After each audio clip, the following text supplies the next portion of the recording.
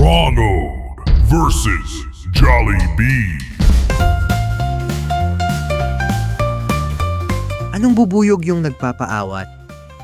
Ano? Behave. Anong Mac ang maraming kabit? Ano? Makati. Anong bubuyog ang ayaw ng paawat? Ano? Pisyo. Anong Mac ang pinakaayaw ng mga customers sa isang fast food? Ano? Yung hindi fast. Ha?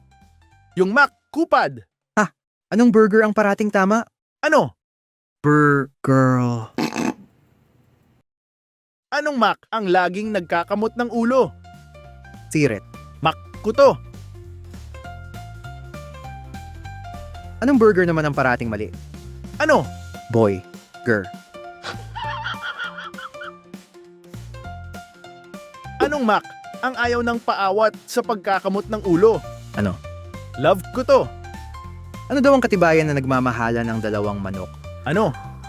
Pag nilagyan ng chicken nini.